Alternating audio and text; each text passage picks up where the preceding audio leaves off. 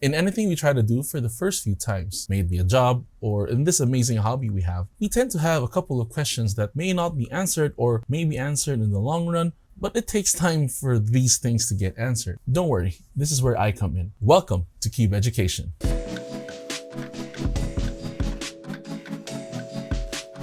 Hey everyone, my name is Kevin and welcome to Zach Lane Records. If this is your first time in the channel, welcome. If you're a returning viewer, hey, what's up? Let's go. This is the very first episode of Keeb Education. I've been thinking about doing this kind of segment or this kind of how-to videos for the longest time now. Now I've just finally done it. So I hope you like this kind of series. So what is Keeb Education about? Keeb Education is a series of keyboard-related videos, keyboard how-to videos to help newer enthusiasts to answer their questions regarding anything in the hobby that may be simple for us as we've been in the hobby for a couple of years and maybe harder for them as they're still coming into the hobby. One of the other goals of this channel is not only to help you with your purchasing decisions, but as well as create a community of people who not only help each other answering questions, giving advices as well in the comment section or wherever forum we are in. Ultimately, that's my goal. I myself am fueled in helping people. That makes me happy. Anyway, enough of me rambling. For the first episode of Keeb Education, we'll be talking about how to properly remove a keycap. First, let's talk about the most important tool we need to remove a keycap. This is a plastic keycap puller. This is I'm not gonna say bad, but this is not the very good type of keycap puller as it's made of plastic and may damage or may leave scratches on your keycaps. If you don't really care about that, then this is okay for you. But for enthusiasts like myself and other people who want to take care of their keycaps, this isn't really a good option to have. This is a wired keycap puller.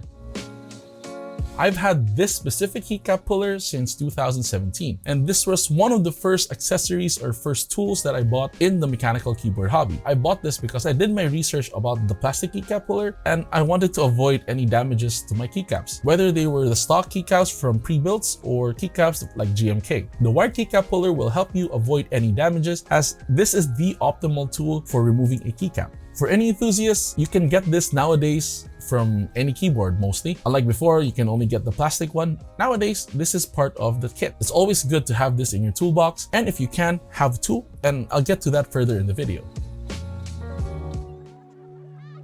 For the more baller enthusiasts, I suggest going for the Kemove 2-in-1 keycap puller. This is a keycap puller and acts as a switch puller as well. I'll have a full review and unboxing of this tool maybe in a few weeks from now, but I will have that out soon. This isn't really necessary to have, but it is cool to have.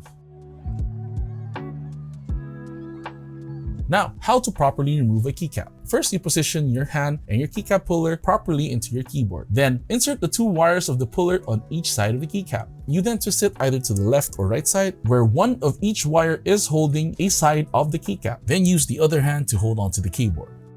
Then slowly wiggle the keycap puller left to right while slowly applying an upward force. There you go. You have successfully removed your first keycap. For longer keycaps like the backspace key, the enter key, and the shift key, you can use just one keycap puller and stretch out the wire. Although I do not advise you to do this, as this may deform the shape of the wires of the keycap puller.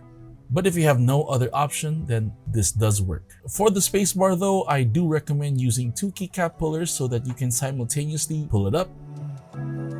Although if this is still not an option for you, you can do this with one keycap puller by starting on one side and moving on to the next. Now, depending on the keyboard size you have, you need to do this another 50, 60, 70, 80 more times. Good luck to you.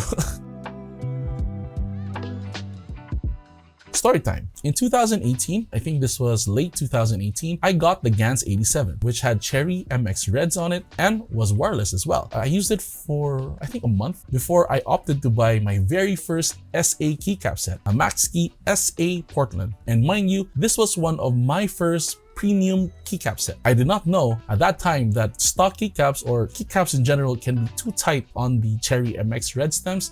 So when I pulled it out, I pulled out the switch as well. Mind you, I was still very new into the hobby. I wasn't very well versed in soldering, so when this happened, I got scared. This happened on two switches. After I removed the first one, I just thought, okay, maybe I can put it back. Tried it on the switch next to it, I damaged the switch. Now, what is the lesson here? I learned to not pull very hard. Imagine if I did that again for the third time, I would have ruined another switch. The good thing about the story is the switch housing remained in the PCB. Mind you, 2017, hot swap was, I think, non-existent at that time. Or it may have been, but maybe from higher end boards, but in the budget keyboards, you couldn't find that in 2017, 2018. Good thing it didn't damage the PCB. But upside to that, that was my first soldering experience, so it was very good on my side as I learned how to desolder, solder, just because of those two switches. Now, what do you have to avoid? First, you have to avoid pulling very hard. As I mentioned in the steps earlier, make sure to really slowly wiggle and applying that force going up, as you may damage the PCB or the switch. Number two, avoid using this keycap puller. This plastic keycap puller may damage your keycaps, so please avoid this at all costs. And number three, avoid rushing anything. Make sure to take your time when you're removing your keycaps to avoid any possible damages in the PCB, maybe damaging the hot swap sockets. Just as long as you're careful, you won't damage anything. So please just take your time. That's it for the very first episode of Keeb Education. I hope you enjoyed it and found this educational. For other enthusiasts who have a better way to remove a keycap, please comment down below. Let's discuss. As I said, I want to build a community that helps each other, discusses these kinds of things in a friendly, mature manner. When you're discussing things down below, please don't fight and just have a good time and just talk to each other like you would your family. If you haven't already, please subscribe to Zacklane Records and hit the notification bell to get notified on when my videos come out. If you're interested in an F-keyless keyboard with a knob in the screen, check out the Epo Maker Shadow X right over here. And if you want your very own keycaps, check out my review on the GoblinTechKeys service and keycaps they produce for me right over here. Thank you very much for watching. See you all later. Bye-bye.